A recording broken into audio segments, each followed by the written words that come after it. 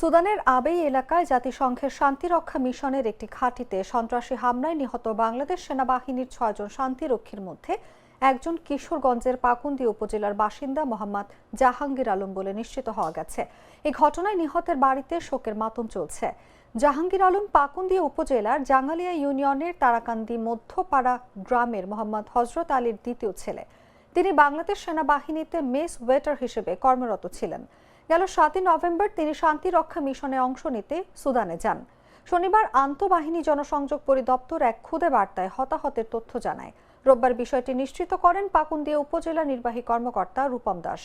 তিনি জানান, বাংলাদেশ সেনাবাহিনী থেকে আনুষ্ঠানিকভাবে বিষয়টি জানানো হয়েছে ও উপজেলা প্রশাসনের পক্ষ থেকে নিহতের পরিবারের সব ধরনের সহযোগিতা করা হবে। পারিবারিক সূত্রে জানা গেছে, প্রায় ১১ বছর ধরে তিনি সেনাবাহিনীতে কর্মরত ছিলেন।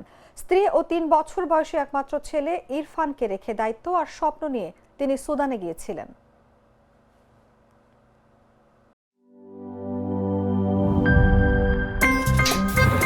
আমার একটা স্মার্ট সিদ্ধান্তে 25% গ্যাসের খরচ কমেছে। ভাবছেন কিভাবে?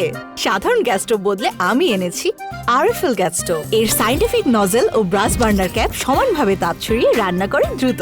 তাই গ্যাসও বাঁচায় 25%, টাকাও বাঁচে 25%। আরএফএল গ্যাস স্টোভ নিরাপদ ও গ্যাস সাশ্রয়ী।